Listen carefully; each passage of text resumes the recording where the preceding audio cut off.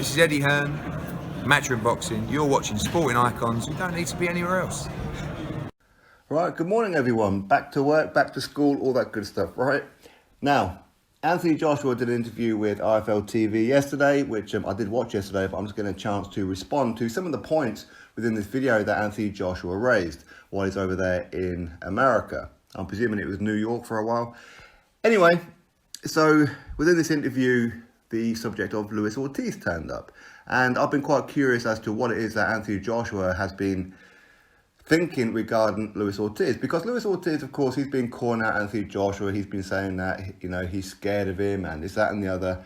And Joshua was like, right, okay. Then after Big Baby Jarrell Miller failed the test, was like, okay, let's get the fight in. No problem. 5 weeks notice. If anything, you are at the advantage because you're used to fighting orthodox fighters.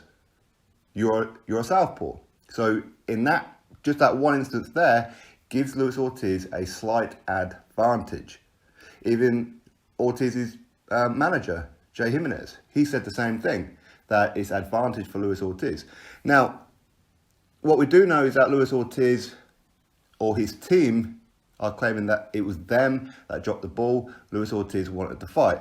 The first offer went through of 6 million, second offer went through of 7 million. And it still wasn't enough. They were trying to hold Anthony Joshua and Eddie Hearn to ransom. And this is the point of this video here, which is what Anthony Joshua said, that maybe they were trying to hold us to ransom.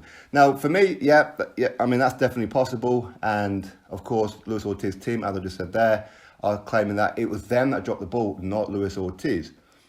Which again could be true, but also it could be a case of they are saving face for him. In other words, they are taking the blame, they are taking the flack because Luis Ortiz didn't want the fight. Ultimately, it doesn't matter how you look at it, whether it was them who dropped the ball or whether it was Luis Ortiz who didn't want the fight. No matter how you look at it, Luis Ortiz, as the fighter, should have first and last say. He should always know what's going on at every moment in time. So therefore, he's accountable for this fight not happening. For $7 million. His highest payday was $500,000 against Deontay Wilder. So he was getting 14 times that amount plus for 4 belts. The WBA, the IBF, WBO and the IBO. So he had the perfect opportunity. Yes, it was originally 6.5 weeks to go until the fight. Then by the time they sorted everything out, there was like 5 weeks to go. But Luis Ortiz only had 5 weeks preparation for Deontay Wilder. So there was no difference. In fact, Luis Ortiz's trainer, Hernan Cesedo, he said as well that 5 weeks, it's fine, no problem. We'll take the fight. So ultimately, we don't know. Was it Luis Ortiz who didn't want the fight and his team were covering for him? Or was it in fact his team that dropped the ball? Who knows what it is? 7 million he lost out on, when he had the advantage over Joshua, because as I said, Joshua had been training for Big Baby Jarrell Miller, an orthodox fighter, whereas Luis Ortiz is a southpaw, and you could question, that's for sure, with a higher skill set than Big Baby Jarrell Miller. So Luis Ortiz had the advantage in this fight, but 7 million still wasn't enough. And this is what Anthony Joshua was saying, that they were trying to hold us to ransom, potentially because they wanted more money. I mean, how could you want more money when you take a fight with Wilder for 500 grand and yet you get 7 million? You should have snapped their hand off at 6 million. Never mind the second offer of 7. But either way, now Anthony Joshua's response to that is that there are a lot of fighters who are just using Joshua's name, and I'll do a separate video on that one, like Deontay Wilder.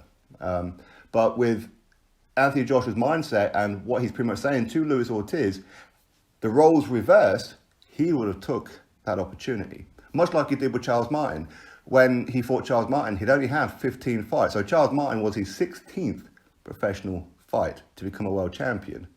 And I remember at the time, a lot of you guys will remember as well, a lot of people weren't sure if Joshua was ready. They really weren't, because the fight before, he got rocked by Dillian Whyte. Ultimately, he came through it, of course, but there were some scary moments. Even Eddie Hearn looked like he'd seen a ghost after that fight. It was at that point that I think Eddie Hearn no longer seen Joshua as invincible. He's seen that Joshua has flaws and they can be exploited. So, of course, when he coming up against, again, Charles Martin, who's a southpaw, undefeated at the time. He just won a vacant belt, much like Bermane Stiverne won a vacant belt before Deontay Wilder defeated him. So it's the same kind of scenario. But people weren't sure if Joshua was ready. Joshua was like, listen, let's take the fight. I know the consequences of it. If I was to win this fight, then there's no going back. There's no going to fight the Kevin Johnsons now of the world or the Gary Cornish. So he knew that and he accepted that, and he took, well, I don't want to say he took a pay cut because he wasn't getting paid that much up until that point anyway. But Charles Martin got around about $5 or $6 million as the champion.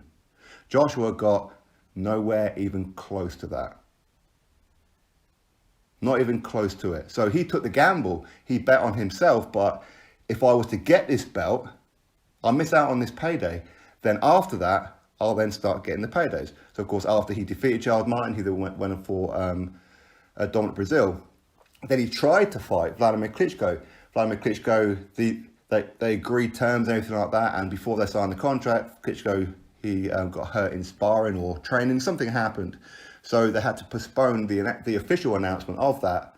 So Joshua then took in a step-in of Eric Molina. But he did try to fight Kubrat Pulev. Again, you guys remember Eddie Hearn saying to Kubrat Pulev at the arena, come fight Joshua next, because they were looking for an opponent. And it just happened to be Eric Molina in the end.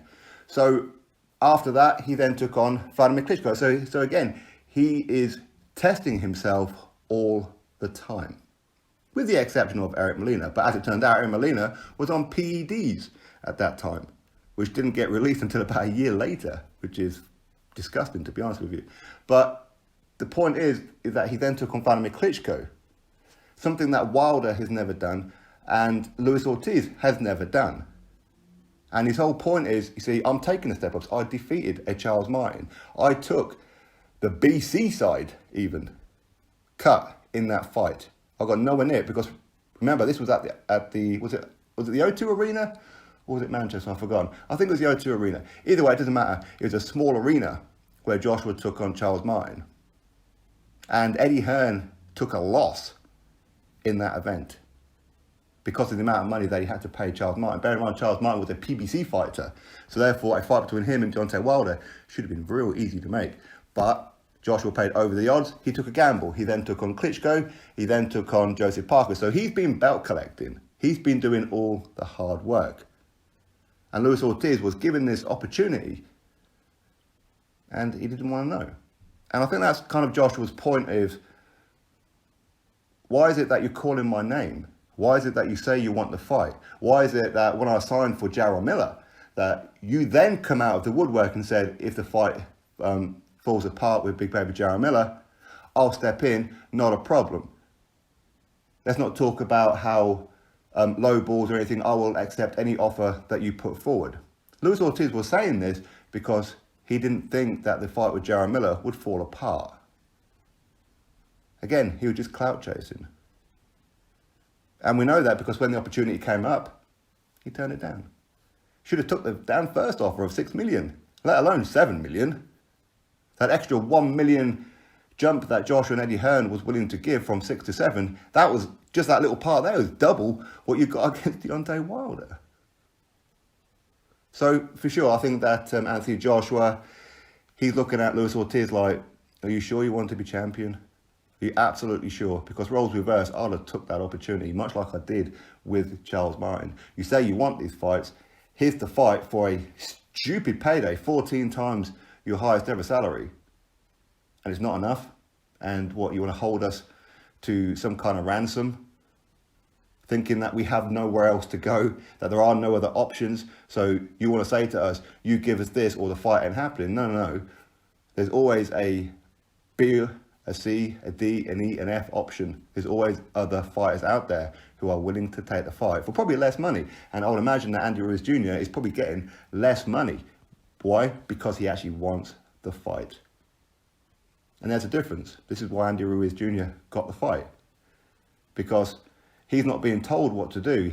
Yes, he's just joined up with the PBC and there is some kind of cloud over the PBC at the minute as to whether or not these guys are controlling their fighters.